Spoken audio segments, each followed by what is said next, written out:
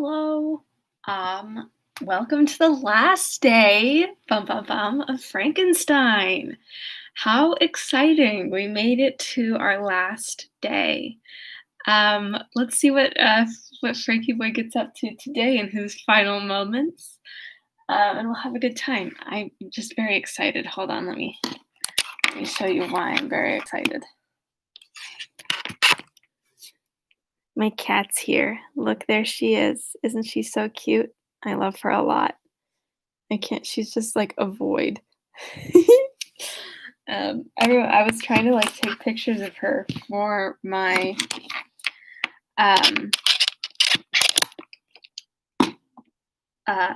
I know, right? 3 books for my photography, quote unquote, cinematography class.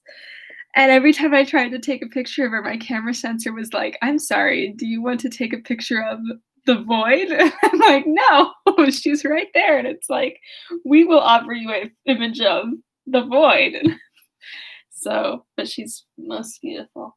We had to put some tick treatment on her so she lost a splotch of fur on her back. So, all right, let's do our first How to Be an Anti-Racist by Ibram X Kendi quote for today.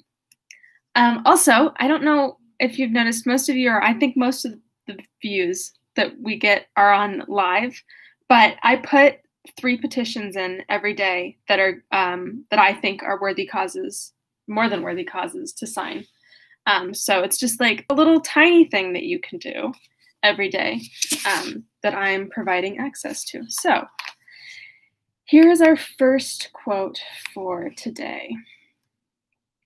And this is talking about this chapter is talking about crime in Black communities. So it says, or as the Urban Institute stated in a more recent report on long-term unemployment, communities with a higher share of long-term unemployed workers also tend to have higher rates of crime and violence. Which is our first quote, and it will be bookended by a second quote talking about that same thing at the end. So, all right, Frankie boy, what did you do? So, yesterday, Frankenstein finished his tale of woe. He leaves. He's finally like, all right, I have to dedicate my life to this. No more putzing around. Like, I've got to kill the creature. I don't care what I have to do. I'm going to do it. I don't care how long it takes. So the creature's like knows that he's in pursuit and is like, Frankenstein. And the creature also wants to fight, but first he wants to make Frankenstein suffer, and the creature's a lot better at everything than Frankenstein is. So the creature goes cross country. The creature goes cross country and then cross continent and then on to the North Pole with Frankenstein in tow the whole way. And Frankenstein has almost caught him. He's a mile away from him. But then the ice cracks, and Frankenstein was surrounded. No, he was surrendered, sabotaged. What's the word? Abandoned, but it's not abandoned. It's like stranded. There we go. Frankenstein was stranded on the ice, floating away. Goodbye, Frank. And then Walton's boat shows up, and he jumps on the boat, and only because they're going north. He's like, if they're going south, I'd rather drown. And we're like, okay. So he hops on the boat, and there he's like, oh, Richard or Robert, whatever your name is, I am the most detested of human beings. And Walton's like, oh my God, you are. Walton's like, oh my God, you're so pretty too. So Frankenstein is finally found with the person who he can complain to nonstop. There truly is someone for everyone, pals. Because Walton's like, oh my God, Frankenstein, you're so right. And Frankenstein's like, yes. So Walton has taken back over the narration in this final chapter of Frankenstein.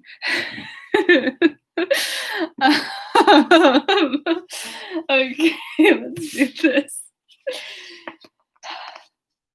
I think that was also my review of the end of Phantom Thread was also, well, there's truly somebody for everybody.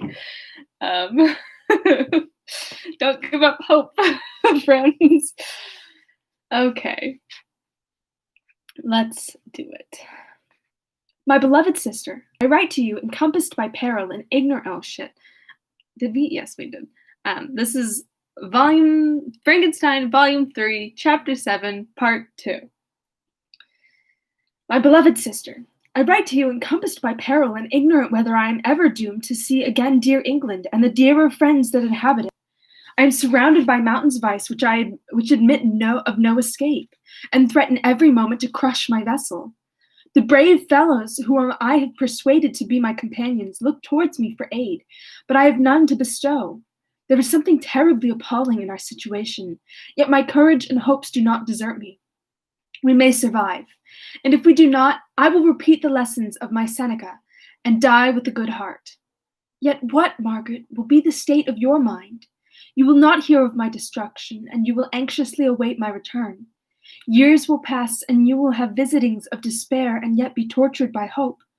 Oh, my beloved sister, the sickening failings of your heartfelt expectations are, in prospect, more terrible to me than my own death. But you have a husband and lovely children. You may be happy. Heaven bless you and make you so. My unfortunate guest regards me with the tenderest compassion. His endeavors fill me with hope, and talks as if life were a possession which he valued.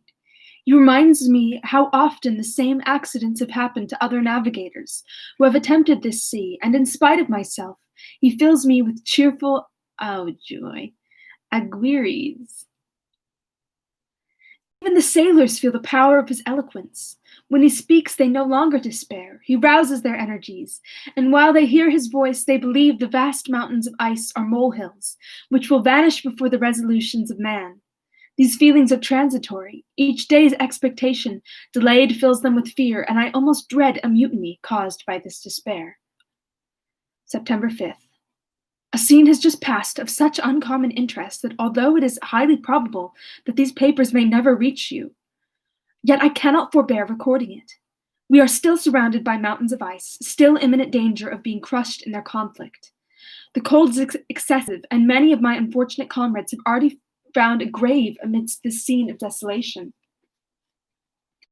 Frankenstein has daily declined in health. A feverish fire still glimmers in his eyes, but he is exhausted, and when suddenly roused to any exertion, he speedily sinks again into an apparent lifelessness.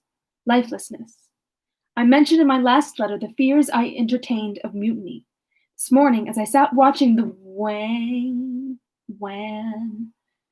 countenance of my friend, his eyes half closed and his limbs hanging listlessly, I was roused by a half-dozen of the sailors who desired admission into the cabin. They entered, and their leader addressed me. He told me that he and his companions had been chosen by the other sailors to come in deputation to me, to make me a demand, which, in justice, I could not refuse. We were immured in ice, and should probably never escape, but they feared that if, as was possible, the ice should dissipate, and a free passage be opened, I should be rash enough to continue my voyage, and lead them into fresh dangers after they might happily have surmounted this. They desired, therefore, that I should engage with a solemn promise that if the vessel should be freed, I would instantly direct my course southward. This speech troubled me. I had not despaired, nor had I yet conceived the idea of returning if set free. Yet could I, in justice or even in possibility, refuse this demand? I hesitated before I answered. When Frankenstein, who had at first been silent and indeed appeared hardly to have force enough to attend, now roused himself.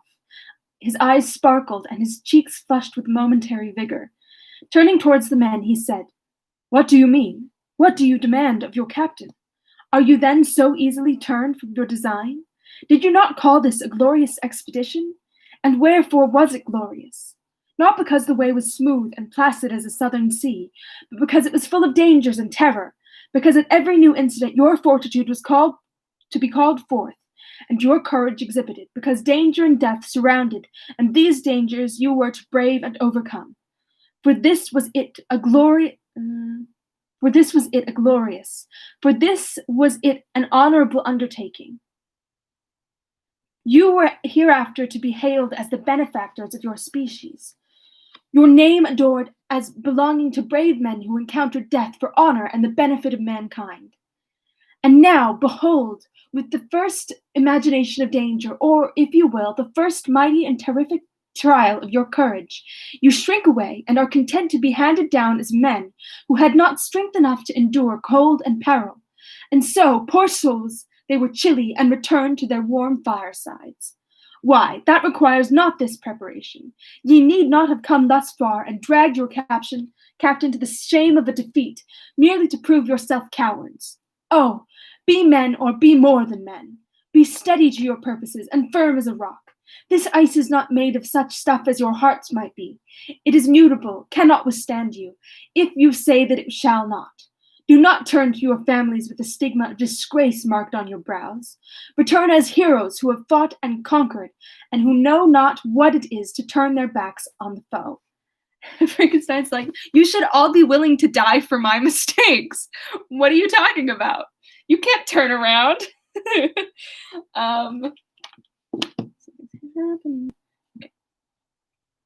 He spoke this with a voice so modulated to the different feelings expressed in his speech, with an eye so full of lofty design and heroism, that you can wonder that these men were moved. They looked at one another and were unable to reply. I spoke. I told them to retire and consider of what had been said, that I would not lead them further north if they strenuously desired the contrary, but that I hoped that, with reflection, their courage would return. They retired, and I turned towards my friend, but he was sunk in languor and almost deprived of life. How all this will terminate, I know not, but I'd have rather died than return shamefully, my purpose unfulfilled. Dude, the North Pole is not that important. Yet I fear such will be my fate. The men, unsupported by ideas of glory and honor, can never willingly continue to endure their present hardships. September 7th. The die is cast. I have consented to return if we are not destroyed. Thus are my hopes blasted by cowardice and indecision. I come back ignorant and disappointed.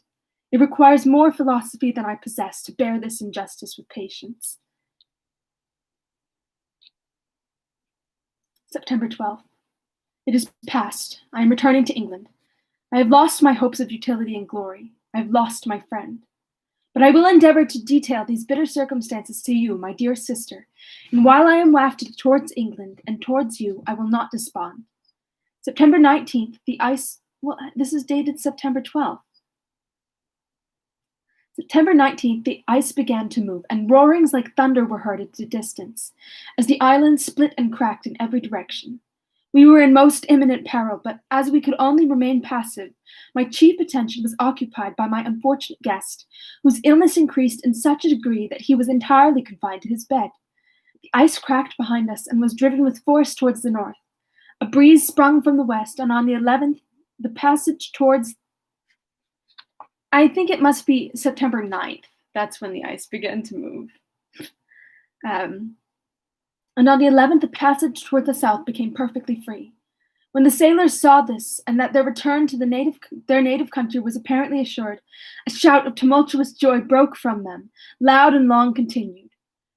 Frankenstein, who was dozing, awoke and asked the cause of the tumult. They shout, I said, because they will soon return to England. Do you then really return? Alas, yes, I cannot withstand their demands. I cannot lead them unwillingly to danger, and I must return. Do so, but if you will, but I will not. You may give your purpose, but mine is assigned to me by heaven, and I dare not. I am weak, but surely the spirits who assist my vengeance will endow me with sufficient strength. Saying this, he endeavored to spring from the bed, but the exertion was too great for him. He fell back and fainted. I don't know how he's going to get on the ice and just keel over. It was long before he was restored, and I often thought that life was entirely extinct. At length he opened his eyes, but he breathed with difficulty and was unable to speak. The surgeon gave him a composing draught and ordered us to leave him undisturbed. In the meantime, he told me that my friend had certainly not many hours to live. His sentence was pronounced, and I could only grieve and be patient. I sat by his bed watching him. His eyes were closed, and I thought he slept. But presently he called to me in a feeble voice, and bidding me come near, said, "Alas, the strength I relied on is gone. I feel that I shall soon die, and he, my enemy and persecutor, may still be in being. Think not, Walton, that in the last moments of my existence I feel that burning hatred and ardent desire of revenge I once expressed, but I feel myself justified in desiring the death of my adversary. During these last days I have been occupied in examining my past conduct, nor do I find it blamable while I do so. In a fit of enthusiastic madness, I created a rational creature and was bound towards him to assure, as far as was in my power, his happiness and well-being. This was my duty, but there was another still paramount to that. My duties towards my fellow creatures had greater claims to my attention, because they included a greater proportion of happiness or misery. Urged by this view, I refused, and I did right in refusing, to create a companion for the first creature. He showed unparalleled malignity and selfishness. In evil, he destroyed my friends. He devoted to destruction beings who possessed exquisite sensations, happiness, and wisdom. Nor do I know where this thirst for vengeance may end. Miserable himself, that he may render no other wretched, he ought to die. The task of his destruction was mine, but I have failed. When I actuated by selfish and vicious motives, I asked you to undertake my unfinished work. I renew this request now, when I am only induced by reason and virtue. Yet I cannot ask you to renounce your country and friends to fulfill this task, and now that you are returning to England, you will have little chance of meeting with him. With the consideration of these points and the well-balancing of what you may esteem your duties, I leave to you. My judgment and ideas are already disturbed by the near approach of death. I dare not ask you to do what I think right, for I may still be misled by passion. That he should live to be an instrument of mischief disturbs me. In other respects, this hour when I momentarily expect my release is the only happy one which I have enjoyed for several years. The forms of the beloved dead flit before me, and I hasten to their arms. Farewell, Walton. Seek happiness in tranquility, and avoid ambition, even if it be only the apparently innocent one of distinguishing yourself in science and discoveries. Yet why do I say this? I have myself been blasted in these hopes, yet another may succeed. His voice became fainter as he spoke, and at length, exhausted by his effort, he sunk into silence. About a half hour, hold on, I want to make a note. I'm never going to be able to read that. About half an hour afterwards, he attempted to speak again to speak, but was unable. He pressed my hand feebly, and his eyes closed forever, while the irradiation of a gentle smile passed away from his lips. You little worm. He is a worm. Now he just died and left poor Walton to deal with it. Margaret, what comment can I make on the untimely extinction of this glorious spirit? What can I say that will enable you to understand the depth of my sorrow? All that I should express would be inadequate and feeble. My tears flow, my mind is overshadowed by a cloud of disappointment. But I journey towards England, and I may there find consolation. I am interrupted. What do these sounds portend? It is midnight. The breeze blows fairly, and the watch on deck scarcely stir. Again, there is a sound as of a human voice, but hoarser. It comes from the cabin where the remains of Frankenstein still lie. I must arise and examine. Good night, my sister. That's the spookiest part of the book so far. Great God, what a scene has just taken place. I am yet dizzy with remembrance of it. I hardly know whether I shall have the power to detail it. The tale which I have recorded would be incomplete without this final and wonderful catastrophe. I entered the cabin where lay the remains of my ill-fated and admirable friend. Over him hung a form which I cannot find words to describe. gigantic in stature, yet uncouth and distorted in its proportions. As he hung over the coffin, his face was concealed by long locks of ragged hair, but one vast hand was extended in color and apparent texture like that of a mummy. When he heard the sound of my approach, he ceased to utter exclamations of grief and horror, and sprung towards the window. Never did I behold a vision so horrible as his face, of such loathsome yet appalling hideousness.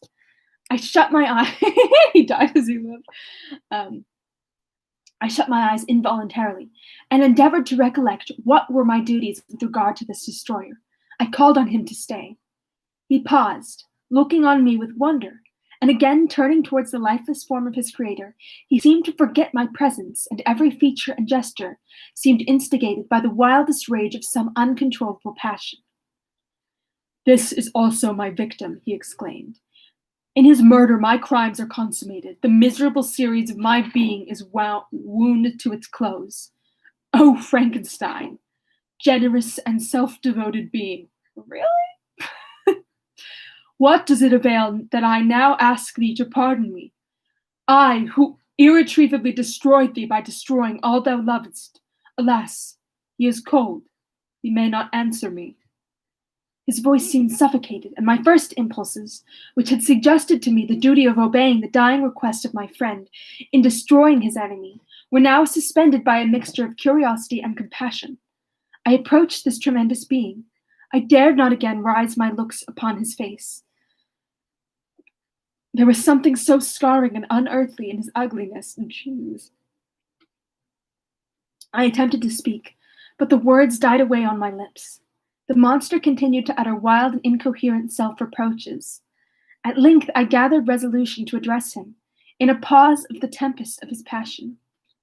"Your repentance," I said, "is now superfluous. If you had listened to the voice of conscience and heeded the stings of remorse, before you had urged your diabolical vengeance to this extremity, Frankenstein would yet have lived."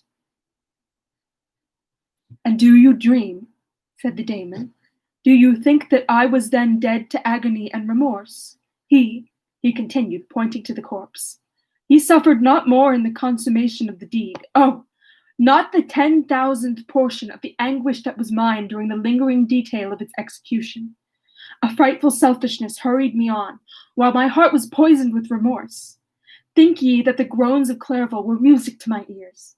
My heart was fashioned to be susceptible of love and sympathy, and when wrenched by misery to vice and hatred, it did not endure the violence of the change without torture, such as you cannot even imagine. After the murder of Clerval, I returned to Switzerland, heartbroken and overcome. I pitied Frankenstein. My pity amounted to horror. I abhorred myself. When I discovered that he, the author at once of my existence and of its unspeakable torments, dared to hope for happiness, that while he accumulated wretchedness and despair upon me, he sought his own enjoyment in feelings and passions, from the indulgence of which I was forever barred, then impotent envy and bitter indignation filled me with an insatiable thirst for vengeance. I recollected my threat and resolved that it should be accomplished. I knew that I was preparing myself for a deadly torture. I was preparing for myself a deadly torture, but I was the slave, not the master, of an impulse which I detested yet could not disobey. Yet when she died, nay, then I was not miserable. I had cast off all feelings, subdued all anguish to riot in the excess of my despair. Evil thenceforth became my good. Urged thus far, I had no choice but to adapt my nature to an element which I had willingly chosen. The completion of my demoniacal design became an insatiable passion, and now it is ended. There is my last victim. I was at first touched by the expressions of his misery, yet when I called to mind what Frankenstein had said of his powers of eloquence and persuasion, and when I again cast my eyes on the lifeless form of my friend, indignation was rekindled within me. This is so frustrating. It's like, what do you mean? What do they call him? Eloquence and persuasion? Like, dude, he's just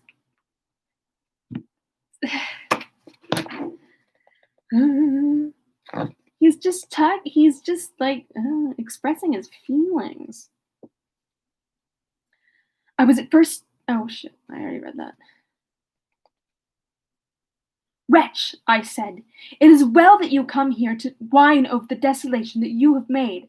I am shocked that this is the first use of wine in this book. You throw a torch into a pile of buildings, and when they are consumed, you sit among the ruins and lament the fall. Hypocritical fiend! If he whom you mourn yet... Ooh. If he whom you mourn still lived, still would he be the object, again would he become the prey of your accursed vengeance. It is not pity that you feel. You lament only because the victim of your malignity is withdrawn from your power. Oh, it is not thus, interrupted the being. Yet such must be the impression conveyed to you by what appears to be the purport of my actions. Yet I seek not a fellow feeling in my misery. No sympathy may I ever find. When I first sought it, it was the love of virtue, the feelings of happiness and affection, with which my whole being overflowed, that I wished to be participated. But now that virtue has become to me a shadow, and that happiness and affection are turned into bitter and loathing despair. In what should I seek for sympathy? I am content to suffer alone, while my sufferings shall endure. When I die, I am well satisfied that abhorrence and, opprobrium, it might be a spelling error, but I don't know, should load my memory. Once my fancy was soothed with dreams of virtue, of fame, and of enjoyment. Once I falsely hoped to meet with beings who, pardoning my outward form, would love me for the excellent qualities which I was capable of bringing forth. I was nourished with high thoughts of honor and devotion, but now vice has degraded me beneath the meanest animal. No crime, no mischief, no malignity, no misery can be found comparable to mine. When I call over the frightful catalogue of my deeds, I cannot believe that I am he whose thoughts were once filled with sublime and transcendent visions of the beauty and the majesty of goodness. But it is even so. The fallen angel becomes a malignant devil. Yet even that enemy of God and man has friends and associates in his desolation. I am quite alone. You, who call Frankenstein your friend, seem to have a knowledge of my crimes and his misfortunes. But in the detail which he gave you of them, he could not sum up the hours and the months of misery which I endured, wasting in impotent passions. For whilst I destroyed his hopes, I did not satisfy my own desires. They were forever ardent and cravings. Forever ardent and craving. Still I desired love and fellowship, and I was still spurned. Was there no injustice in this? Am I to be thought the only criminal when all humankind sinned against me? Why do you not hate Felix, who drove his friend from his door with contumely? Why do you not execrate?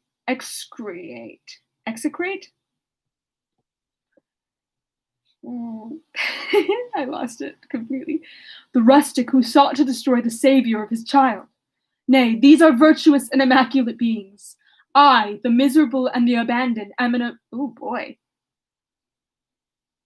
I don't know about this. Okay.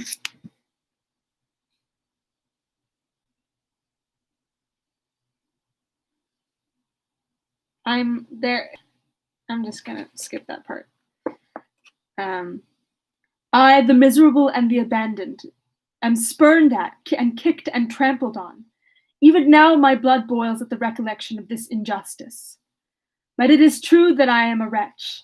I have murdered the lovely and the helpless. I have strangled the innocent as they slept, and grasped to death his throat who never injured me or any other living thing. I have devoted my creature and the select specimen of all that is worthy of love and admiration among men to misery. I have pursued him to that irremediable ruin. There he lies white and cold in death. You hate me, but your abhorrence cannot equal that with which I regard myself. I look on the hands which executed the deed. I think on the heart in which the imagination of it was conceived, and long for the moment when they will meet my eyes, when it will haunt my thoughts no more. Fear not that I shall be the instrument of future mischief. My work is nearly complete. Neither yours nor any man's death is needed to consummate the series of my being, and accomplish that which must be done, but it requires my own. Do not think that I shall be slow to perform this sacrifice. I shall quit your vessel on the ice raft which brought me hither, and shall seek the most northern extremity of the globe. I shall collect my funeral pile, and consume to ashes this miserable frame, that its remains may afford no light to any curious and unhallowed wretch, who would create such another as I have been. I shall die. I shall no longer feel the agonies which now consume me, or be the prey of feelings unsatisfied yet unquenched. He is dead who called me into being, and when I shall be no more, the very remembrance of us both will speedily vanish. I shall no longer see the sun or stars, or feel the winds play on my cheeks. Light, feeling, and sense will pass away, and in this condition must I find my happiness. Some years ago, when the images of this world affords first opened to me, when I felt the cheering warmth of summer and heard the rustling of me, I should have wept to die. Now it is my only consolation. Polluted by crimes and torn by the bitterest remorse, where can I find rest but in death? Farewell, I leave you, and in you the last of humankind, whom these eyes will ever behold. Farewell, Frankenstein. If thou wert yet alive, and yet cherished a desire of revenge against me, it would be better satiated in my life than in my destruction. But it was not so. Thou didst seek my extinction, that I might not cause greater wretchedness. And if yet, in some mode unknown to me, thou hast not ceased to think and feel, thou desirest not my life for my own misery. Blasted as thou wert, my agony was still superior to thine, for the bitter sting of remorse may not cease to rankle in my wounds until death shall close them forever. But soon, he cried with sad and solemn enthusiasm, I shall die, and what I now feel be no longer felt. Soon these burning miseries will be extinct. I shall ascend my funeral pyre triumphantly, and exult in the agony of the torturing flames. Good Lord! The light of that conflagration will fade away. My ashes will be swept into the sea by the winds. My spirit will sleep in peace. Or if it thinks, it will not surely think thus. Farewell. He sprung from the cabin windows, and as he said this, upon the ice raft which lay close to the vessel, he was soon borne away by the waves and lost in darkness and distance. The end. Woof. What an end. Sorry, I didn't know there was going to be a trigger warning for suicide. Ooh, zooey mama. That's very, very sad. What a tough novel. It's such an untriumphant ending.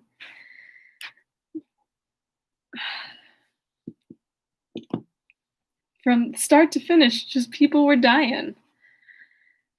The little note that I made earlier was when they were talking about I think the quote was like, seek happiness in tranquility and avoid ambition, even if it be only the apparently innocent one of distinguishing yourself in science and discoveries.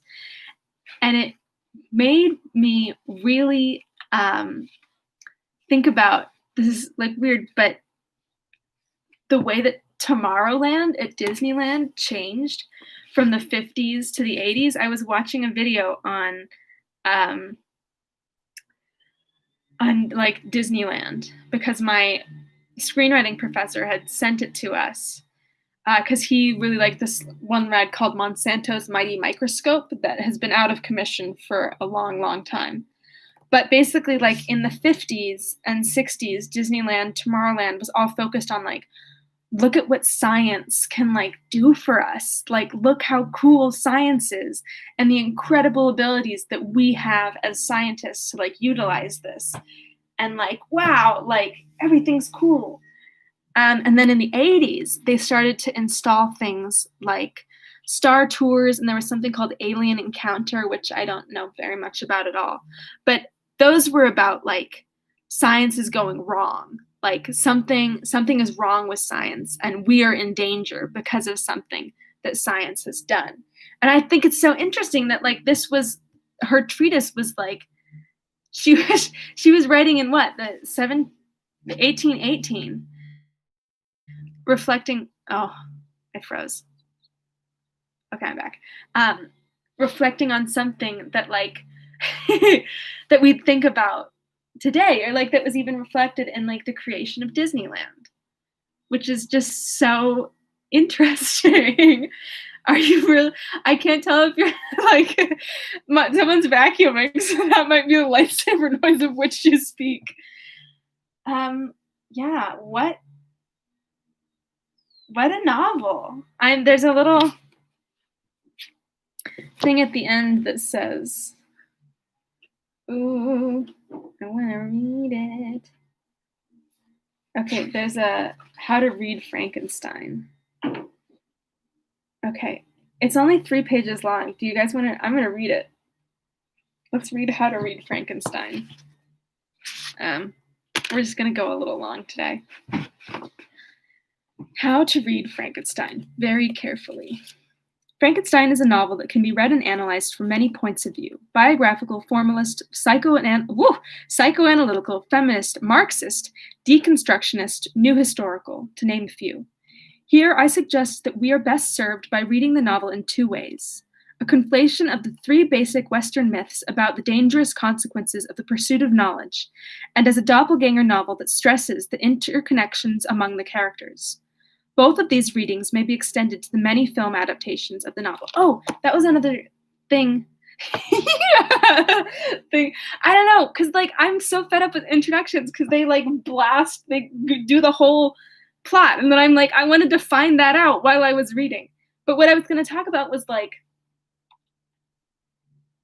the end of Frankenstein in the 2 versions that I can recall very well, which is a play version with, I want to say, Johnny Lee Jones or Johnny Lee Curtis, but neither of those are right. He was the other Sherlock, the elementary Sherlock, and Benedict Cumberbatch, and the original 1930s version.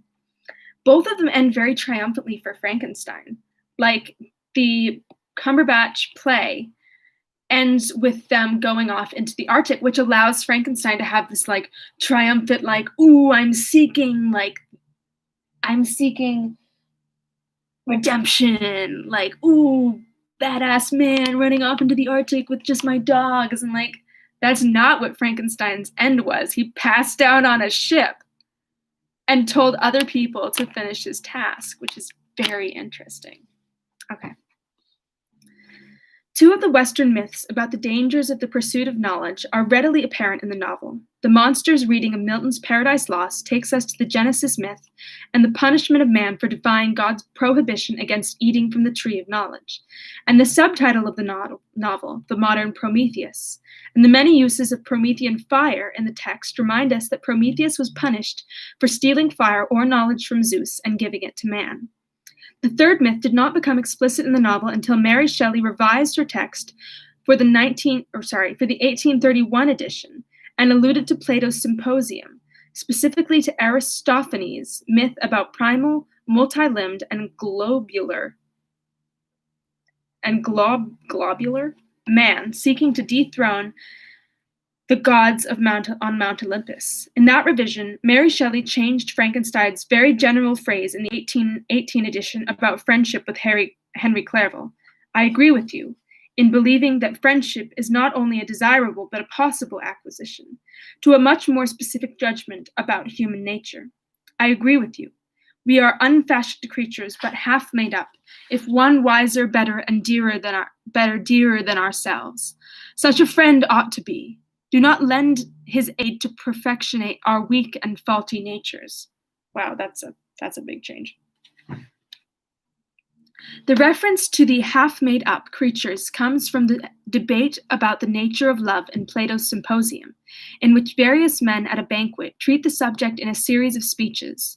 Although Socrates will eventually win the debate with the help of Diotima by explaining that love is a child of penury, and plenty, Aristophanes offers the most elaborate and entertaining explanation, that love is the desire to make whole and entire what once was interesting. That love is the desire to make whole and entire what once was whole and entire. What's really helping me understand what's going on right now is there's a song in Hedwig and the Angry Inch called The History of Love that I think is about this. So go listen to that afterwards if this is confusing. In a variation of the Adam and Eve myth, primal man, distributed through three sexes, male, female, and androgynous, who was globular and could presumably roll part of the way up Mount Olympus, and four-limbed, had the ability to ascend to the heavens and challenge the gods. Angered by men's presumptions or pride, the gods split each of these three sexes down the middle into separate halves, so that they might never again have the ability to enter the precincts of the gods. Love, Aristophanes explains, is the desire for self to reunite with its second half, its other half. Although Mary Shelley may not have known or remembered this myth prior to publishing the first edition in 1818, she certainly knew it by July 1818, when she transcribed Percy Bysshe Shelley's translation of the Symposium. The splitting in half of man conveniently introduces the second major way to read Frankenstein, as a complex doppelganger novel in which all the major characters may be read as portions of Victor Frankenstein's divided personality. Not only does Frankenstein see himself as the monster, as is evidenced in the early 1910 Edison film adaptation of the novel, which I haven't seen nor heard of, but we can see aspects of him reflected in the other characters.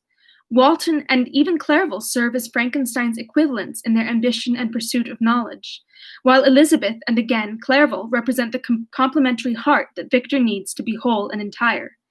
Note that Clerval pursues the social sciences of politics and linguistics in contrast to Victor, who isolates himself in the laboratory of the hard sciences. Hence, when Victor abandons Elizabeth and Clerval, heart and home, to go off to university and, as it were, eat of the tree of knowledge, he begins a journey to psychic suicide, which is represented by Self, Frankenstein, pursuing Self, monster, to the death in the Arctic wastes. A diagram helps to outline the character relationships as they double up in this novel. I don't really understand how this chart works, but it says head, Robert Walton, Victor Frankenstein, the monster. And I guess, okay, I get it. Heart. The heart of Robert Walton is Margaret and Walton Saville. The heart of Victor Frankenstein is Elizabeth and Clerval, and the heart of the monster is the female monster.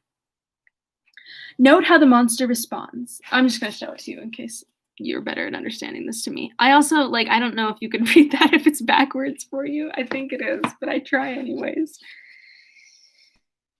Shoop, boop, boop, doop, boop. Where was I?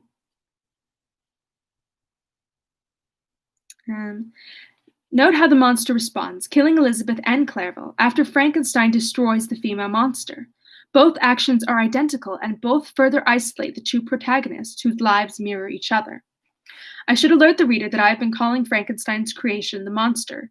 Other critics and screenwriters will often call him the creature instead. In the author's introduction to the 1831 edition, Mary Shelley avoids both words, using phantasm, handiwork, thing 2 times, hideous corpse, phantom, spectre, progeny, and offspring to name her creation. Percy Shelley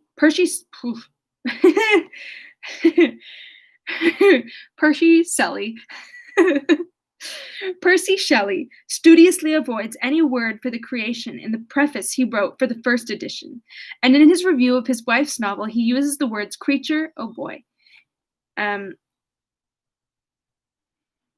All right, well, I'm going to read it here. So he uses the words creature, abortion, and anomaly in 3 incidental places, but he names him 5 times as the being. I feel like, yeah, he's got problems. Percy Shelley. Both the Shelleys thus seem to avoid using a single word, except Percy's neutral being, to name the creation, and no clear pattern of denomination appears in the text of the novel, where he is called by different characters the different names of monster, creature, daemon, typographically represented as daemon in this edition, being, wretch, and devil. By having no single name, the monster has preforce a universality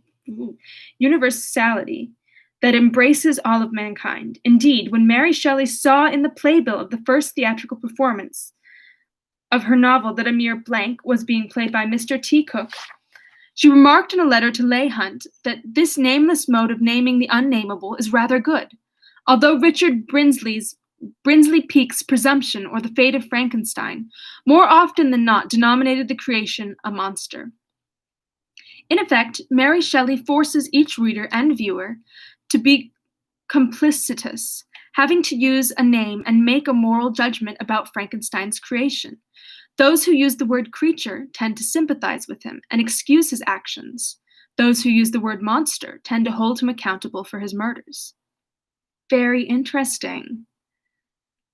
By attending so emphatically to the nameless, Mary Shelley indirectly asks the reader also to consider the etymologies of the forenames and surnames used for the other characters in this novel. Two of the named characters to consider are both of whom may represent Mary Shelley herself, are Margaret Walton Saville. Oh! Margaret and Walton Saville weren't two different things. Okay. And Safi, the two names being homophones if Saville is pronounced as French, which I won't do. The first of these names takes us to the outermost frame story, in which Robert Walton writes to his sister, Margaret M.W.S., over a period of 276 days, the gestation period, from the 11th of December, 1796 to September 12th, 1797.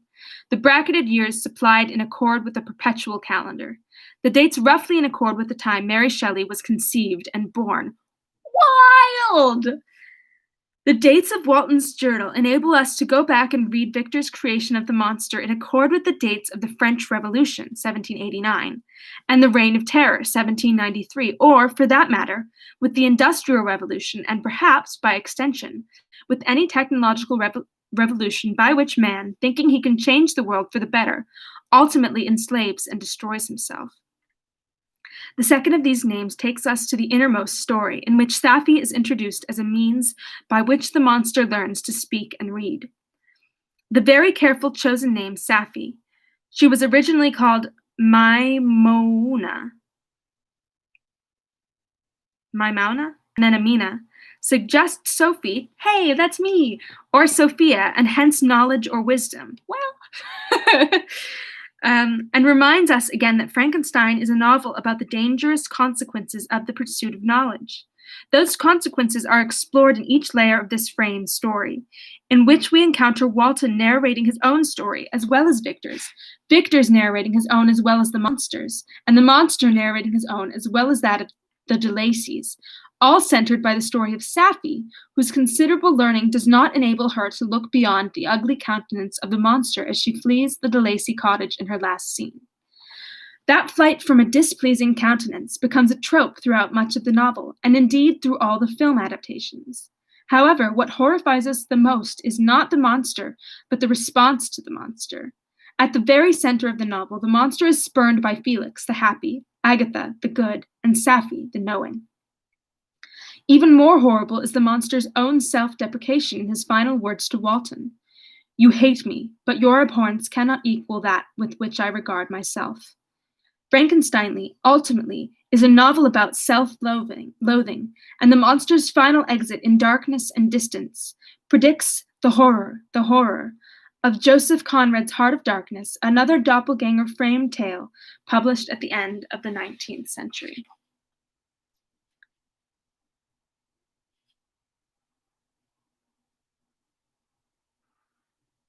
How very, very interesting. I want more. I want to read more of that. Is there an introduction? Suggestions for further reading. Well, I don't want that. In 3 volumes. There's a preface. Okay. Preface must be Mary Shelley. Okay, there does seem to be an introduction. So I will read that on my own. Because it's hefty. Okay. Whew, it's been almost an hour. All right. I'll let you go. First, I want to read the start of Willa Cather, not Gather. I just want to, I don't know if she, doesn't look like she has a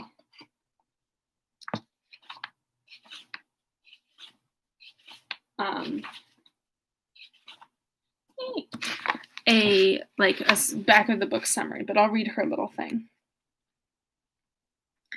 One of the most important American writers of the 20th century, Willa Cather took as her primary theme the sensitive heart struggling to find its place in an unfeeling environment. Her strong sense of character and her simple, powerful style have made her books as relevant today as they were when they were written. In her first 3 novels, never before collected in 1 volume, her characters are deeply involved with life, as with the demands of work as well as the conflicts of love. O Pioneers is the classic moving tale of the frontier. When Alexander Bergson's father dies, she is left in charge of his unsuccessful farm and her younger brothers. The unyielding land of the Nebraska Divide would be challenge enough, but a violent passion shakes this courageous young woman to her core and changes her life forever. In The Song of the Lark, Thea Kronberg, an ambitious young singer, has to contend with the narrow-mindedness of her neighbors in a tiny Colorado town. This quintessential story of the struggles of a young artist, adeptly told with humor, intelligence, and great sensitivity, has been an inspiration to thousands of readers. Alexander's Bridge, Cather's first published novel, tells of handsome blonde Bartley Alexander, a famous bridge engineer born in the West and happily married to a proper Bostonian. When he meets a woman he had been in love with long before, his heart is torn apart, jeopardizing his work and his marriage. Cather's simple, elegantly told story draws the reader inevitably to the catastrophic conclusion. Ooh. Which one do you think we should read? O Pioneers? The Song of the Lark? O Pioneers is about, it seems, a single woman finding love on the frontier. The Song of the Lark is about a ambitious young lady who wants to be a singer in a tiny Colorado town, and Alexander's Bridge is about disaster of some sort and sounds a little bit like The Age of Innocence. Tell me in the comments, and I may or may not take that into consideration. Angry, I don't know what's going on. Okay, last quote for today from How to Be an Anti-Racist. While you guys decide, some other food for thought.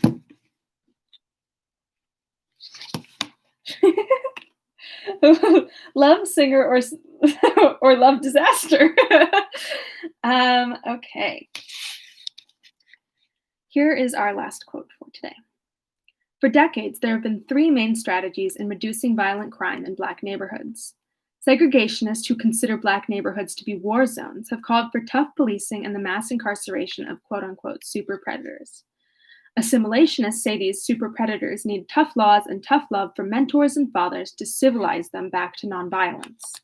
Anti-racists say Black people, like all people, need more higher-paying jobs within their reach, especially Black youngsters, who have consistently had the highest rates of unemployment of any demographic group, topping 50% in the mid-1990s.